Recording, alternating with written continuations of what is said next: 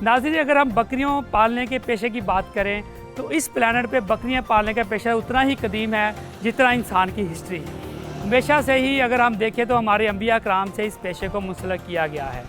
अगर हम पाकिस्तान की बात करें तो यहाँ पे हमारे पास 63 काइंड्स ऑफ ब्रीड जो है पाकिस्तान में पाई जाती हैं, जिसका सबसे बड़ा जो हमारा काम है वो दूध लेना है।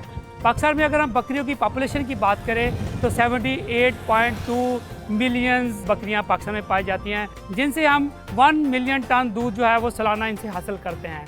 पाकिस्तान में कौन सी ऐसी ब्रीड हैं जिसको पाल के हमारा किसान जो है अपनी मैक्सिमम दूध ले सकता है, अपनी वैल्यू एडिशन प्रोडक्ट बना सकता है। आज हम मौजूद है जी गोडलैंड फार्म पे लाला मूसा में, जहाँ पे हम आपकी मुलाकात कराएंगे इस किसान के साथ और कुछ एक्सपर्ट के साथ भी, और उनसे जानेंगे कि पाकिस्तान में कौन सी ऐसी ब्रीड है जिनको पाल के हमारा जो फार्मर है बेहतरीन दूध हासिल कर सकता है, इसका मक्खन बना सकता है और उसकी दूसरी जो वैल्यू एडिशन है वो प्रोडक्ट बना सकता है। तो आइए मेरे साथ इनसे हम मुफीद मालूमात लेते हैं।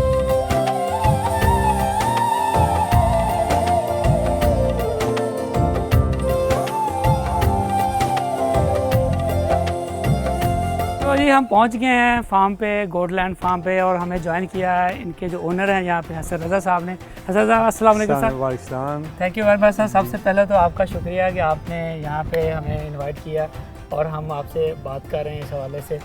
तो सबसे पहले हसन रज़ा बताइएगा कि ये जो आपका गोडलैंड फार्म है कब से आपने इसको स्टार्ट किया है और ये आइडिया कैसे आया, क्या इसकी मुहरक़ात थे और इंस्पायरेशन क्या थी इसकी? ये 2017 में हमने शुरू किया था। ठीक है। आप 17 के हैं, तो उसमें इसकी मुहरक़ात यही थी कि गोट फार्मिंग एक उभरता हुआ पाकिस्तान में बिज़नेस था। बिल्कुल ऐसे। तो ख़ास तौर पे गोश्त का काम तो आपको पता है पाकिस्तान में बड़ी तेज़ी से, वो तो हम गोश्त खाते हैं बकरियों का होता है, लेकिन इनके दूध पे किसी ने काम नहीं किया था। बिल्कुल ठीक है। तो बुनियादी तौर पे हमारा जो मकसद था इस काम को करने का वो यही था कि इनसे, क्योंकि पूरी दुनिया में जो आप कह रहे हैं गोट डेयरी इंडस्ट्री है ये बड़ी तेज़ी से फ़रोग़ पा रही है। बिल्कुल ऐसे।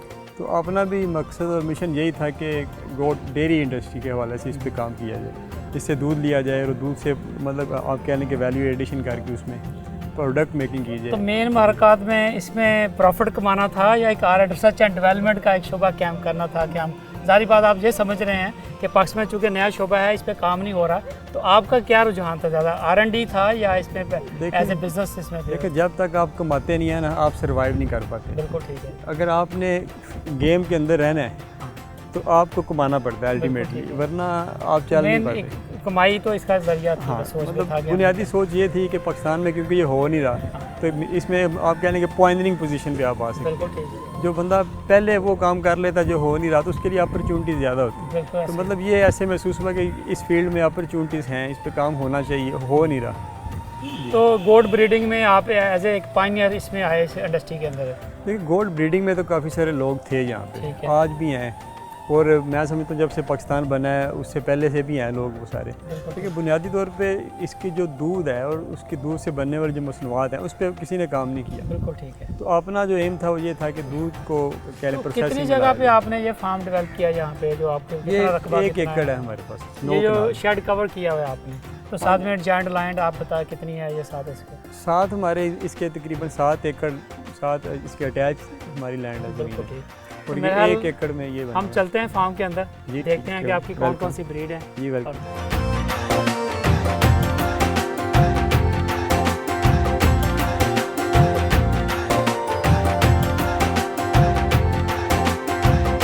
जैसे आप बता रहे थे कि आपका एक शौक़ था कि आपने इसको ब्रीड में आपने काम किया, तो सबसे पहले तो ये शेड के बारे में बताइए। ज़ाहिर बात है सबसे इम्पॉर्टेंट टूल होता है किसी भी काम पे करने के लिए, तो इसको किस जो है पैरामीटर्स के ऊपर बनाना चाहिए, क्या ऐसे क्राइटेरियाज, क्या ऐसे हिफाजती तदाबीर होती हैं जिनको मद्देनज़र रखना बड़ा ज़रूरी होता है जब इस तरह के शेड बनाए जाते हैं, स्पेशली गोट फार्म के लिए?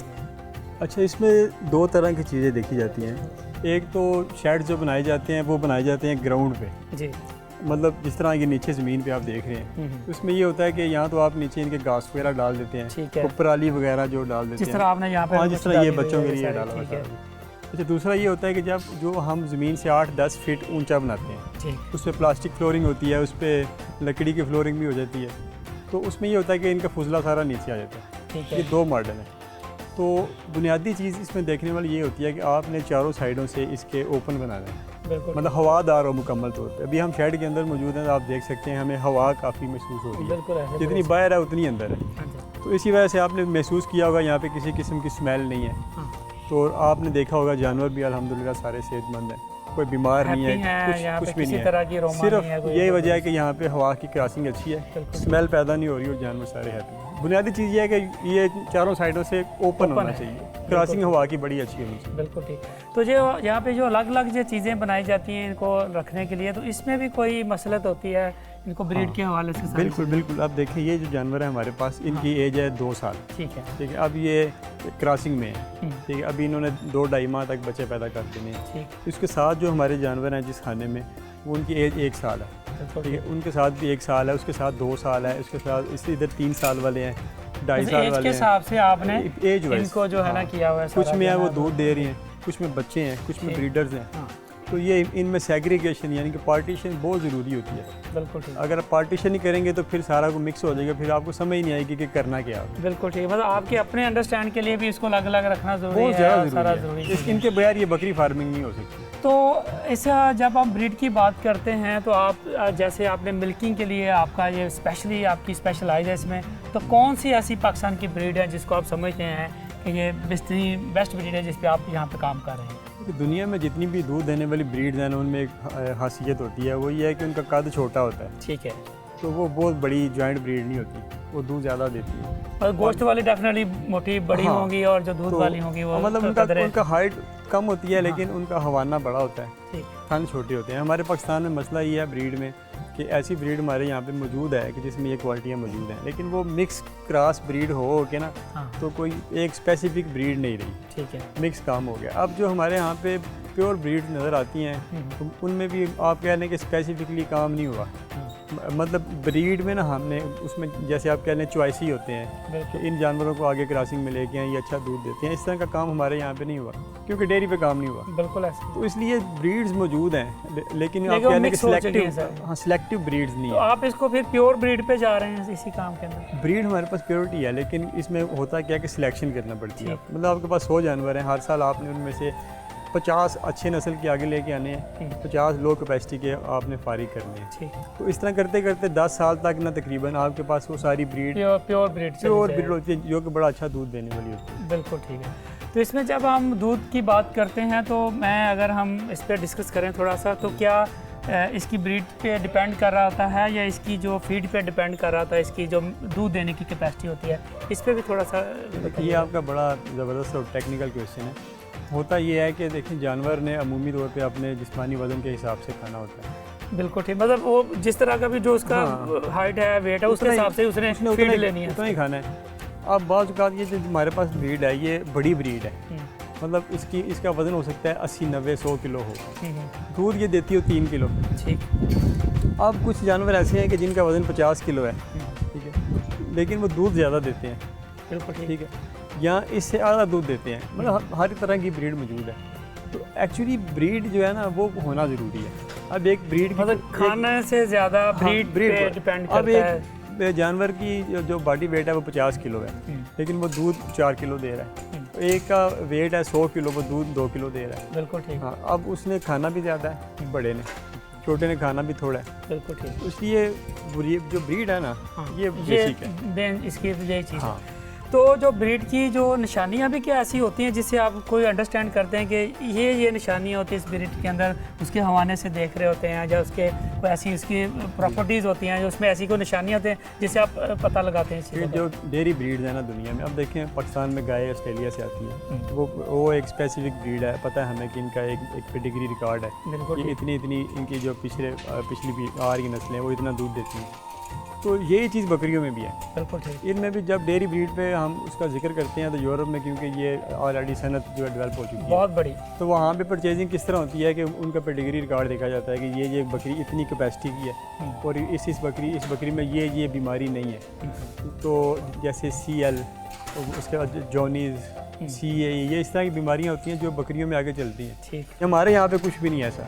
ठीक। हमने तो मोटा जिसे ख़रीदना है, देखना है कि उसकी जो माँ है वो कैसी है, हाँ वो कितना दूध दे रही है, डेट सीट, इसके अलावा हम कुछ नहीं देखते। लेकिन जब ये इंडस्ट्री बनेगी गोट डेयरी बनेगी तो फिर आस्ता आस्ता पेडिग्री रिकॉर्ड भी बनेंगे और फिर आस्ता आस्ता इन चीज़ों पे काम होगा, लेकिन अभी ऐसा इतना ज़्यादा नहीं है। बिल्कुल, जैसे अभी आपने इंटरनेशनल बात की, दुनिया में ऑस्ट्रेलिया, न्यूजीलैंड, यूनान और बहुत से यूरोप के मुल्क है इस डेयरी गोट डेयरी में बहुत आगे चले गए हैं, अरबों रुपए का ज़र मुबादला कमा रहे हैं।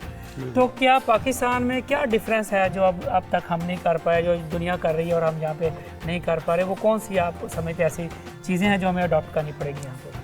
अगर देखें कि पाकिस्तान एक तरक्की पजीर मुल्क है, हमारे यहाँ पे लोगों की परचेजिंग पावर उतनी ज़्यादा नहीं है, तो इसलिए हमारी यहाँ पे कार्टेज इंडस्ट्री आमतौर पे कामयाब हो पाती है, छोटे छोटे काम। अब गोट डेयरी का मसला ये है कि ये कार्टेज इंडस्ट्री बन नहीं सकती फ़िलहाल, मतलब जिसने भी आना है उसने कोई फ्यूचर में भी समझ रहे हैं कि नहीं, फ्यूचर में हो सकता है। अब देखें जब बड़े डेयरी सेटअप बनेंगे बकरी के, उसके साथ छोटे सेटअप जो उन्हें दूध सप्लाई करेंगे, फिलहाल नहीं हो सकता, क्योंकि जिसने भी आना है उसने एक बड़े हर्ड के साथ आना है, एक रेवड़ लेके आना है, 2, 4, 5, 700 बकरी होगी, फिर उसके बाद 200-400 किलो दूध आएगा, फिर वो प्रोसेस कर पाएगा, फिर उसकी कोई सप्लाई चेन बन पाएगी। तो बुनियादी मसला ये है कि हमारे यहाँ पे कार्टेज इंडस्ट्री तो फ़रोग पा रही है, क्योंकि हमारे यहाँ पे जैसे मैंने आपको बताया कि इकनॉमिकली इतने स्ट्रांग नहीं है, तो इन्वेस्टर का यहाँ पे आना बड़ा ज़रूरी है। अगर वो आएगा तो फिर ये सारा काम हो पाएगा। और इन्वेस्टर्स इसलिए नहीं आते कि हमारा यहाँ पे क्योंकि उतनी परचेजिंग पावर नहीं है, ये महंगा दूध है। अब गाय भैंस का 200 रुपये के लीटर आगे पीछे है, ये 1000 रुपये के आगे पीछे होता है, तो इसलिए फ़िलहाल इन्वेस्टर के ना होने की वजह से ये थोड़ा सा ना आप कह लेंगे। तो ज़ाहिर बात जब इन्वेस्टर्स नहीं होते या हमारे इसमें फाइनेंस नहीं आ रहा होता, तो बहुत सी गवर्नमेंट पॉलिसीज़ होती हैं जो किसी भी इंडस्ट्री को सपोर्ट करने के लिए आती हैं, उसमें फिर बैंक लोन दिए जाते हैं, फार्मर की ट्रेनिंग्स होती है, उनकी कैपेसिटी बिल्डिंग होती है। तो आप क्या समझते हैं कि पाकिस्तान में इस जो गोट डेयरी है हमारी, इसमें कितनी गवर्नमेंट पॉलिसी इन्वॉल्व हो रही हैं या नहीं हो रही, या हो रही हैं तो फिर कितनी, क्या इसमें गवर्नमेंट क्या इनिशिएट कर रही है इसके अंदर? गवर्नमेंट की कुछ पॉलिसी देखें हमारे ओवरऑल तो एक तो गवर्नमेंट पॉलिसी जो कि जितनी कमज़ोर हैं वो आपको पता है, तो किसी सेक्टर में भी उसका यहाँ तो करप्शन की नज़र चीज़ें हो जाती हैं, सारी यहाँ होती ही नहीं। लेकिन गवर्नमेंट की फ़िलहाल तो ऐसी पॉलिसी वाज़ेह नहीं है, लेकिन ये है कि पिछले दिनों में कुछ 6 साल पहले गवर्नमेंट ने शायद स्विट्ज़रलैंड से या किसी मुल्क से ना डेयरी गोट्स मंगवाई हैं, सानन गोट्स होती हैं, वो छोटे कद की होती हैं, उनका गवर्नमेंट ने अपने लेवल पे अपने फार्म्स के लिए 100 गोट्स इन्होंने मंगवाई हैं शुरुआत में। तो ये कह रहे हैं कि 2-3 साल हम अपने पास रखेंगे, फिर इसकी ब्रीड आगे डिस्ट्रीब्यूट करेंगे। तो वो ये है कि 4-5 लीटर तक वो बकरी दूध देती है। मतलब गवर्नमेंट इसमें काम कर रही है, मतलब किसी हद तक आप कह लें। तो किस हद तक जाना चाहिए? आप क्या मैसेज देंगे गवर्नमेंट को? कि ज़ाहिर बात है एक आप जब पॉलिसी मेकिंग में जाते हैं, जब आप जैसे प्रोग्रेसिव फार्मर आए हैं, तो आप गवर्नमेंट से किस तरह की तवक्को कर रहे हैं कि गवर्नमेंट अगर इस गोट डेयरी में ये काम करती है, ये आइडियाज़, ये इक़दाम करेगी, तो इससे हमारे फार्मर को फ़ायदा होगा? देखिए सबसे पहले तो ये है कि गवर्नमेंट के नुमाइंदे होने चाहिए जो कि फील्ड में जाके विज़िट करें, जैसे हम हैं, वो मतलब गवर्नमेंट के नुमाइंदे कभी हमारे पास नहीं आए यहाँ के, तो उन्होंने आके कभी ये नहीं पूछा कि आप कैसे काम कर रहे हैं, आपके पास ब्रीड कैपेसिटी क्या है, कोई हमारी कोई खिदमात आपको मेडिकेशन में चाहिए हो, खुराक के हवाले से कोई आपको लैब रिपोर्ट चाहिए हो, यहाँ क्या है ना कि न्यूट्रिशन कोई गवर्नमेंट की तरफ से यहाँ के आगे हमें सजेस्ट करें कि ये फीड दें तो आपको यील्ड अच्छी मिलेगी। गवर्नमेंट की ये पॉलिसीज़ नहीं है, फ़िलहाल कुछ भी नहीं हो रहा। 6 साल हो गया हमें काम करते हुए, कोई गवर्नमेंट का नुमाइंदा हमारे पास नहीं आया।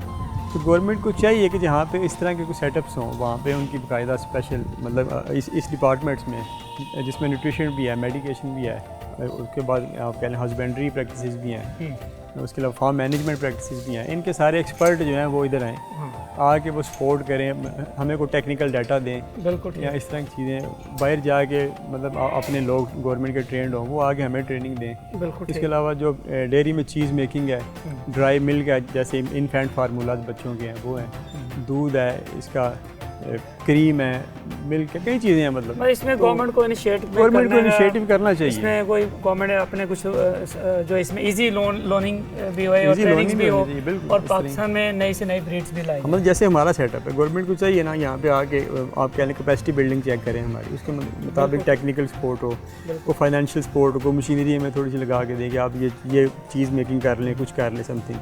तो मतलब गवर्नमेंट को चाहिए कि वो सपोर्ट करके इंडस्ट्री को आगे बढ़ाए। आपकी जो मिल्किंग गोट होती है, इनके लिए किस तरह की फीड जो है ना स्पेसिफिकली डिज़ाइन की जाती है?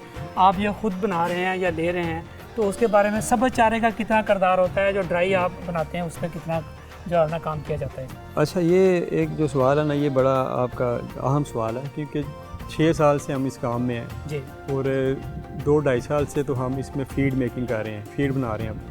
पहले जो 4 साल थे ना उसमें हमें ये बड़ा शदीद इशू था। बिल्कुल ठीक। तो उसमें हमने बड़ी सर्च की अपने तौर पे, मतलब इन्हें सब्ज़ चारा भी खिला के देखा, ग्रेजिंग भी कुछ अर्सा की हमने। ड्राई मैटर पे फिर जब हम आए तो हमें पता चला कि न्यूट्रिशन इनके लिए कितनी ज़रूरी चीज़ है। ठीक। अगर इनकी खुराक ठीक है तो इनके मामला ठीक है। बिल्कुल। और आप देखें ये जिसमें आप खड़े हैं ये 200 के लगभग तकरीबन आपके इस शेड के अंदर, इस शेड के अंदर। वैसे जब सीज़न होता है बच्चे आते हैं तो ये 400 तक भी चले जाते हैं। ठीक है। हम बेचते भी मतलब इसमें रहते हैं। बिल्कुल ठीक। तो अभी आप देखें कि कोई जानवर आपको बोलता हुआ नज़र नहीं आ रहा। हाँ। कोई परेशान नहीं है, आराम हाँ, से कंफर्टेबल है सारे। अब ये क्यों है? ये तो जानवर है। अब ये हमारे इन्होंने बात तो नहीं मानी हुई ना कि मेहमान आए आपने बोलना नहीं। हाँ। मतलब कि उनको अच्छा खाना मिल रहा है, अच्छी रिहाइश मिल रही है, हाँ। तो वो बड़े पुरसकून है। बिल्कुल। अब ये इधर क्यों बोल रही है? क्योंकि इसका मिल्किंग टाइम है। बिल्कुल सही। तो इधर ये आके कह रही है मेरा दूध निकाल लें, हाँ। मेहमानों के बाद में देखिएगा। बिल्कुल सही। अब इसका दूध क्यों आया? क्योंकि इसकी खुराक अच्छी है, दूध आ रहा है, प्रेशर बन रहा है, तो कह रही है अब आप मुझसे यील्ड ले लें। सही। तो ये खुराक का बड़ा अहम किरदार है। इसमें हम अपनी फीड बना रहे हैं पिछले 2-2.5 साल से। अच्छा, मतलब वो फीड भी आप खुद ही आपने यहाँ पे? वो मतलब हमने 4 साल एक्सपेरिमेंट किए ना, हाँ। क्या खिलाना है, कैसे खिलाना है, फिर हमने इनकी खुराक का वो तयन ड्राई कर फीड लिया। है वो वाली? हाँ। तो जब वो खुराक का तयन कर लिया फिर हमने वो उसे कमर्शियली भी बनाना शुरू कर दिया। ठीक। अब गोटलैंड फार्म्स के नाम से वो हम इनका TMR बना रहे हैं। ठीक। तो वो पूरे पाकिस्तान में डिस्ट्रीब्यूशन हमने शुरू कर दिया। आप खुद अपने लिए भी कर रहे हैं और उसको आगे डिस्ट्रीब्यूट भी कर रहे हैं? बाकायदा इसकी हमने मिल लगा लिया।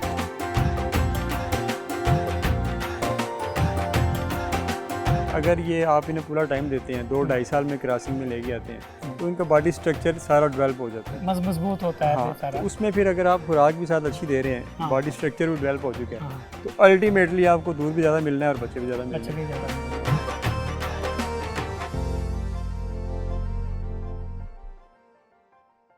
अगर हम फीड की पे देखें कि आपने जो मिल्किंग का आपने देखा कि इसकी जो फीड जो है वो बहुत डिपेंड किया आपने। जी। अब आगे और कौन सी ऐसी चीज़ें होती हैं जैसे के बूस्टर होते हैं, जैसे कि एनर्जी आप इनको कोई ऐसा और फीड देते हैं जिससे इसकी मिल्किंग को बढ़ाया जा सकता है? जैसे भैंसों पे और बहुत सी चीज़ों पे उन्हें मुख्तलिफ सप्लीमेंट्स देते हैं जिससे उनको बढ़ाते हैं। तो बकरियों में भी इस तरह की कोई आप सप्लीमेंट्स इनके ऊपर यूज़ करते हैं? जी, इनकी सप्लीमेंट्स हैं, हमने देखे जैसे ये फीडर में डाली हुई हैं। ठीक है। हाँ, इधर भी फीडर में फीडर लगे हुए हैं। हाँ, तो जो इजाफी इनकी रिक्वायरमेंट होती है यहाँ से ये खा लेती हैं। मतलब इसमें मिनरल्स हैं, विटामिन्स हैं, तो इस तरह की काफ़ी सारी चीज़ें हैं मतलब मिक्स की हुई। तो ये 6 साल में जो हमने देखा ना कि किन किन चीज़ों की कमी होती है इनकी, तो उस तरह के मिनरल्स हमने कुछ बाहर से मंगवाए, कुछ इंपोर्ट किए, कुछ यहाँ से ख़रीदे, तो वो फिर इकट्ठे करके तो हमने इनके वो मिनरल्स ऐसे बना ली हैं एज अ सप्लीमेंट जो हम इन्हें देते हैं। तो अब ये मतलब अपनी पूरी कैपेसिटी पे चलते रहते हैं। बेहतर जी। अब इसमें हम देखें, अभी आपसे हम बहुत सी और सी बातें जो हम बिल्कुल आपसे शेयर करते रहेंगे। मेरा ख्याल है कि हम शेड में चलते हैं, कुछ ऐसी ब्रीड्स अभी हमें दिखाइए कि जो आप समझते हैं कि ये वाली जो आपकी ब्रीड है उसमें कलर के हिसाब से, उसकी हाइट्स के हिसाब से, उनके हवाने के हिसाब से आप दिखाएं, ताकि फिर उसको भी हम जो है ना लोग अपने जो हमारे नाज़रीन हैं, किसान भाई हैं, उनको दिखाएँ।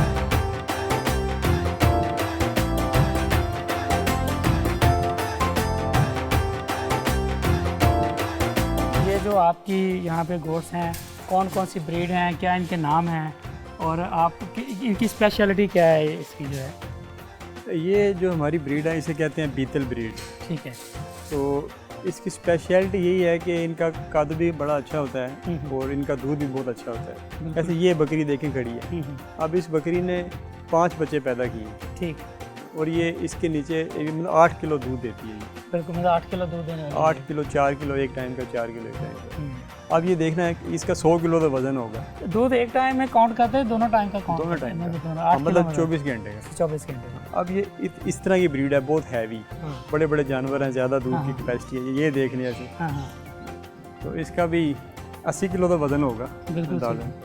ये सारे जो जानवर हैं इनकी 2 साल की एज है इनकी। तो अभी ये फर्स्ट टाइम दूध मतलब बच्चे देने वाले। ठीक है। फर्स्ट टाइम दूध फिर यानी पहली इनकी जो है ना प्रेगनेंसी है इन सब? हाँ, फर्स्ट प्रेगनेंसी। ये सब प्रेग्नेंट है सब? हाँ, इसकी दूसरी प्रेगनेंसी। हाँ। इन सब की पहली प्रेगनेंसी। तो इसमें कौन सा बेस्ट टाइम कौन सा होता है प्रेगनेंसी लेने का? आप समझते हैं कि जो है ना इसका एक होता है टाइम कि ये टाइम ऐसा है जिसपे आप इसको ब्रीड ले रहे होते हैं इसकी? इसमें 2 सीज़न होते हैं साल में, एक सितंबर अक्टूबर में होता है। हाँ। और एक मार्च अप्रैल में। इसको आप खुद मैनेज करते हैं? खुद मैनेज। अच्छा, अगर तो आप इसको वाइल्ड छोड़ दें फिर तो कभी भी वो जो है ना हो सकता है, लेकिन आप एक स्पेसिफिक पर्टिकुलर टाइम के अंदर इसको ले जाना चाहते हैं? मतलब हमें थोड़ा रेस्ट देते हैं ना इन्हें, ताकि ये अपने बॉडी फैट्स वगैरह दोबारा रिकवर कर लें। तो उससे क्या होता है फिर ज़्यादा बच्चे पैदा करती हैं ये, और ज़्यादा दूध देती है। तो ज़्यादा बच्चे पैदा करने के लिए भी आप खुद से कोई ट्रैक लगाते हैं या बाई नेचर होता है कि बस इन्होंने एक देना है या दो? लेकिन बुनियादी चीज़ ये है ना कि अगर ये आप इन्हें पूरा टाइम देते हैं, 2-2.5 साल में क्रॉसिंग में लेके आते हैं, तो इनका बॉडी स्ट्रक्चर सारा डेवलप हो जाता है, मजबूत होता है। हाँ, सारा। तो उसमें फिर अगर आप खुराक भी साथ अच्छी दे रहे हैं, हाँ, बॉडी स्ट्रक्चर भी डेवलप हो चुका है, हाँ, तो अल्टीमेटली आपको दूध भी ज़्यादा मिलना है और बच्चे भी ज़्यादा मिलने हैं। बिल्कुल ठीक। इसमें ऐसा साहब बताइए कि हमारे अगर फार्मर हैं, अगर छोटे डोमेस्टिक लेवल पे इसको एज ए इंडस्ट्री करना चाहें या स्पेशली पर्टिकुलर हमारी फीमेल हैं, इसको अगर वीमेन एंटरप्रेन्योरशिप की बात करें तो उनके लिए क्या अपॉर्चुनिटीज़ हैं इस हवाले से, जो है ना गोट मिल्किंग या इसकी ब्रीडिंग वाले से? लेकिन जहाँ पे अपॉर्चुनिटीज होती हैं, चैलेंजेस भी वहाँ पे होते हैं। बिल्कुल ऐसा कोई भी आपको ज़िंदगी में अपॉर्चुनिटी चैलेंज के बगैर नहीं मिलेगी। हाँ। अब जैसे K2 लोग सर करते हैं, ठीक है, कि बहुत बड़ा एक कहने के अचीवमेंट है, लेकिन उसके लिए चैलेंजेस कितने ज़्यादा हैं, कितने मतलब खतरा भी होता है जान का। इसमें भी आपके माल का खतरा है कि आप इस काम में आते हैं, पहले आपने इन्वेस्टमेंट करनी है, फिर आपने वो काम सीखना है, फिर उससे आउटपुट लेनी है, उस आउटपुट को फिर आपने प्रोसेस करके मार्केट में लेके जाना है। तो ये काम कॉटेज इंडस्ट्री में भी हो सकता है। मतलब आप 10-20 बकरियाँ रख के आपने उनसे दूध लेके पैक करके उनको आप अपनी लोकल मार्केट है जो मतलब आपको होना शहर में चाहिए, ये इसकी शर्त है, क्योंकि इसकी जो प्रोडक्ट है वो थोड़ी एलीट प्रोडक्ट होती है। बिल्कुल ठीक। तो 10-20 गोट के लिए जो उसकी रिक्वायरमेंट के लिए जगह कितनी रिक्वायर्ड होगी, कितने बाई कितने का शेड रिक्वायर्ड होगा और उसके लिए कितना चारे का और बाकी चीज़ों के लिए कितनी जगह चाहिए होगी? अच्छा, इसमें ये होता है कि तकरीबन 15-20 स्क्वायर फुट एक बकरी को जगह चाहिए होती है। बिल्कुल, मतलब एक बकरी के हिसाब से आप बता रहे हैं। हाँ। तो उसके हिसाब से मल्टीप्लाई करिए। बिल्कुल, ये शेड के अंदर जगह होती है। अगर आपके पास इजाफी जगह है तो शेड के बाहर दे दें, अगर नहीं है तो बस ओपन भी हो, थोड़ा सा खुला भी हो और उसको कवर्ड भी, मतलब ओपन इस सेंस में कि वो सर्दियों में जाकर धूप में बैठ सके। अगर वैसे आपके पास ओपन नहीं है तो आप अंदर ही गुजारा इनका हो सकता है। अब गर्मियों में देखें ये अंदर ही बाहर नहीं जा रही, कोई मसला नहीं है। तो गर्मियों के लिए कोई इसकी अलग से होती हैं कि गर्मी से बचाने के लिए कोई ऐसा इकदाम आता है, या सर्दियों में इसको बचाने के लिए कोई इकदाम किए जाते हैं, तो वो थोड़े हाँ बिल्कुल, या आपने यहाँ पे कौन से ऐसे किए हुए हैं जिससे आइडिया हो कि लोग कैसे कर सकते हैं सर? जी बिल्कुल, ये देखें अब हमने ये शेड के इर्द गिर्द ना तरपाल लगाए हुए हैं। हाँ। तो सर्दियों में ये तरपाल कवर हो जाते हैं, सर्दी से सॉरी बात गर्मियों में खोल देते हैं। मतलब इन्हें गर्मियों में गर्मी नहीं लगनी चाहिए, सर्दियों में सर्दी नहीं लगनी चाहिए। कितना किरदार होता है आड़त और मंडी यहाँ पे इन्वॉल्व होती है, आप खुद से देते हैं, किस तरह प्राइसेस मुंतखब की जाती हैं किसी भी ब्रीड की जो मिल्किंग ब्रीड होती हैं, तो ये थोड़ा सा बताइए कैसे आप इसको सेल कैसे करते हैं सारी चीज़ें? पाकिस्तान में जैसे पहले बात हुई है कि पाकिस्तान में मिल्किंग ब्रीड पे तो काम नहीं हो रहा। जी बिल्कुल, क्योंकि यहाँ पे ब्रीड पे सिर्फ काम हो रहा है, तो इसलिए जो भी लेन देन होता है उसमें ऐसा हम इनकी मिल्किंग कैपेसिटी इतनी नहीं देखी जाती। वैसे असूली तौर पे ये डेयरी एनिमल है, देखनी तो यही चाहिए, लेकिन फ़िलहाल देखी नहीं जाती। तो इसमें जो ब्रीड की स्पेसिफिकेशन जिसकी अच्छी है, जैसे ये बकरी है, ठीक है, अब ये बकरी आप यकीन करें कि लाखों रुपए की इसकी मालियत है। लोग आते रहते हैं, कहते हैं जी हमें दे दें, तो हमने दूध के लिए रखी, हम इसकी जानवर की कीमत को उतना नहीं करते, हमें जितना ज़्यादा दूध मिले हमारे लिए वो वैल्यूएबल चीज़ है। इसी तरह जिस तरह मुर्गी से रोज़ एक अंडा मिलता है, बिल्कुल, तो वो अंडा 20 रुपये का होता है, तो मुर्गी तो 800 की है, तो वैल्यूएबल मुर्गी अंडा तो नहीं है, लेकिन फिर भी हमने क्योंकि साल के अंडे काउंट करने होते हैं इसलिए हम मुर्गी ज़िबा नहीं करते।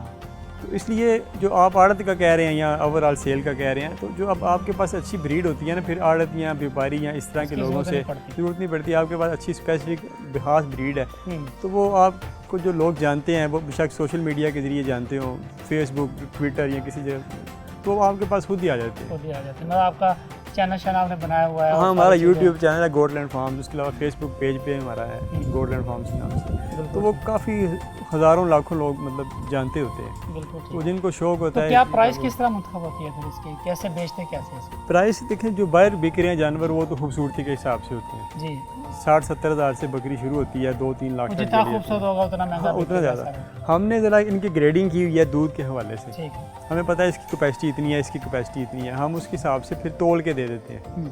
मतलब अभी बाई वेट आप देते हैं? By wait. अब पिछले दिनों में हमने 30 जानवर बेचे हैं, तो इसी तरह के थे, 2 साल की एज के, फर्स्ट टाइम क्रॉस थे सारे, तो वो हमने 2000 रुपये केजी तोल के दे दिए। 2000 रुपये पर केजी जितना वजन होगा। अब वो बड़े आराम से 60-70 केजी तक उनका वेट था, 1.25 लाख 1.5 लाख के जानवर। अब उसमें सूरत क्या होती है लेने वाले के लिए, अब 30 जानवर हैं, वो अपनी मर्जी से जो मर्जी निकाल लें, तो छोटा होगा उसकी कीमत वो तोल के काम उतनी आ जाएगी, बड़े की ज़्यादा आ जाएगी, अब बड़े से उसे आउटपुट भी ज़्यादा मिलनी है, तो इसलिए ये लोगों को बड़ी इसमें आसानी हो जाती है।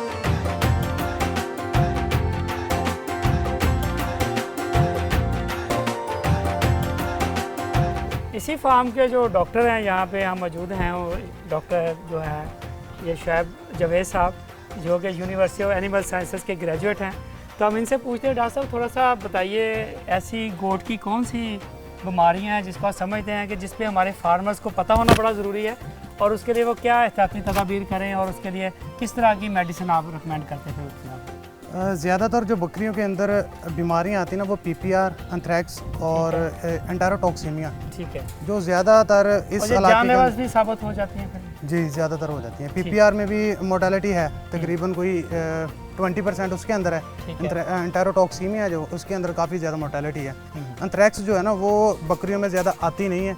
वो जो पहाड़ी इलाके होते हैं वहाँ से जो बकरियाँ इस इलाके के अंदर शिफ्ट होती हैं, जहाँ फिर मैदानी इलाकों में आती हैं, उनके अंदर एंथ्रैक्स की बीमारी आती है। अदरवाइज़ जो मैदानी इलाकों की बकरियाँ ना, उनके अंदर जो ये बीमारी है ना एंथ्रैक्स की, वो नहीं आती। ठीक है, तो मतलब इसके अलावा क्यों ऐसी एहतियाती तदाबीर भी हैं जिसको अडॉप्ट करके फार्मर जो है इसको बीमारियों से बचा सकता है, या ये इनकी जेनेटिक्स में आनी होती हैं बीमारी से? इनकी वैक्सीनेशन होती हैं, साल के साल होती हैं, और शेड्यूल होता है, हर फार्म का अपना शेड्यूल होता है। हाँ। और शेड्यूल के हिसाब से जो है ना वैक्सीनेशन कर लें तो यही एहतियाती तदाबीर है, और इससे जानवरों को बचाया जा सकता है बीमारियों से। अच्छा, दूसरा बताइएगा कि इसके लिए जो आप मेल ब्रीड यूज़ करते हैं वो इन्हीं के ही ब्रीड के होते हैं, या डिफरेंट ब्रीड के आप मेल इनके लिए यूज़ करते हैं? हमें ज़्यादातर इन्हीं जो ब्रीड है ना, हमारे पास बकरियां अच्छी हैं, तो इन्हीं के ब्रीड ज़्यादा आगे यूज़ करते हैं इनके साथ ही। बिल्कुल ठीक है। और उनको जो देखते हैं, उनका क्राइटेरिया देखते हैं, सिलेक्शन जो होती है ब्रीडिंग की, कि कैसे बच्चे लेने हैं और कैसा ब्रीडर छोड़ा जाए, तो उसके लिए ख़ास तौर पे सबसे पहले तो उसका ना रिकॉर्ड देखा जाता है कि उसके बाप का कैसा रिकॉर्ड है और उसकी माँ का दूध कैसा है, कि दूध की फ़ैट कितनी है, दूध कितने लीटर पर डे, और एवरेज जो दूध कितने दिन तक देता है और कितने दूध देता है। यानी कि एक प्रेगनेंसी जब पास रेट करती है तो उसके बाद वो एक पीरियड के अंदर दूध कितना देता है। बिल्कुल ठीक। तो उसको ख़ास तौर पे मद्देनज़र रखा जाता है, और उसके बाद ही जो है ना सिलेक्शन होती है कि कौन सा ब्रीडर आप किस क्राइटेरिया पे पूरा उतरता है, और उस हिसाब से आगे ब्रीडिंग में छोड़ा जाता है। तो डॉक्टर साहब, ये बीमारियों के हवाले से अगर फार्मर को आप कोई एडवाइस करना चाहें, क्या मैसेज देंगे हमारे जो है ना टीवी के तौर से आप? ये ट्रीटमेंट तो मैं आपको इनका बता दूं, पीपीआर जो है उसका जो सिम्टम्स होते हैं ना, वो एक तो जो होंठ होते हैं ना बकरियों के, ये जो होंठ होते हैं ना, यहाँ पे दाने निकलना शुरू हो जाते हैं, और ज़ुबान वगैरह भी वो ना दाने वगैरह निकलना शुरू हो जाते हैं, जिसकी वजह से ना जानवर खाना पीना छोड़ जाते हैं, और टेम्परेचर जानवरों को बाज़ औक़ात हो जाता है 105 पे भी चला जाता है, 106 पे भी चला जाता है। तो उसका जो ट्रीटमेंट सिंपल है, तो उसको आप पेंसिलिन लगा लें। पेंसिलिन के अंदर कोई भी आप ग्रुप जो है ना वो इंजेक्ट कर दें, और साथ में पेन किलर्स इस्तेमाल होते हैं। और जो ज़ख़म होते हैं मुंह के ऊपर बने हुए, उन पे जेल लगाई जाती है, सोमो जेल होती है, वो ना सुन कर देती है उस जगह को, तो वो जानवर आहिस्ता आहिस्ता खाना शुरू कर देते हैं। जी, तो नाज़रीन देखा जिस तरह डॉक्टर साहब फरमा रहे हैं कि अगर हम एक तो इसकी बेहतर खुराक करके हम अपनी इन गोट को बीमारियों से बचा सकते हैं, अगर इसकी प्रॉपर टाइम में वैक्सीनेशन की जाए तब भी हम इसको, एक ऐसा अमल है जिस पे अगर रेगुलर वैक्सीनेट कर दिया जाए तो तब भी हम इसको बीमारी से बचा सकते हैं। तो ये बहुत सी एहतियाती तदाबीर हैं जो इसकी गोट फार्मिंग में हमारे फार्मर्स को पता होना बड़ा ज़रूरी है। तो इसके लिए इन्होंने यहाँ पे ये भी एक ट्रेनिंग सेशन भी रखा हुआ है। वो कहते हैं कि इसके लिए हम यहाँ पे ट्रेनिंग कराते हैं, कोई भी फार्मर आए तो हम उसको वेलकम करेंगे।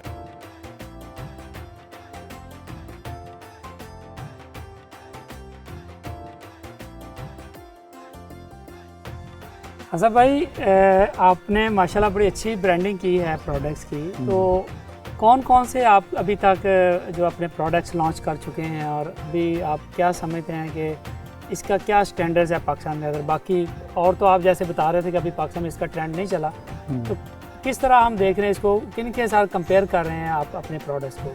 हमारे असल में दो तरह के प्रोडक्ट्स हैं। एक तो बकरियों की खुराक के हवाले से हमारी प्रोडक्ट्स, बिल्कुल, वो आपने बताया कि आप खुद एक फीड बना रहे हैं। वो फीड बना रहे हैं, वो गोटलैंड TMR के नाम से वो बिक रहा है पूरे पाकिस्तान में। उसके अलावा हमने इनका दूध जो है वो अब पैक करके वो भी बेचना शुरू कर दिया गया है। ये दूध की पैकिंग आपके सामने पड़ी है, बड़ी अच्छी पैकिंग आपने बनाई है। 1 लीटर की है जी, 1 लीटर की ये पैकिंग, पाश्चराइज करके प्रॉपर्ली जिस तरह पूरा यूनिट आपने लगा लिया हुआ है। हाँ बिल्कुल, पाश्चराइजिंग यूनिट हमने लगाया, उसमें ये मतलब पाश्चराइज करके पैक करके हम इसकी सप्लाई अब हमने शुरू कर दी। बिल्कुल ठीक है। उसके अलावा हमने इसकी ये घी बना दिया। बिल्कुल ठीक है। तो इंटरनेशनल मार्केट में जो इसकी कीमत है वो 30,000 रुपये kg के लगभग है, क्योंकि स्पेशल आइटम है।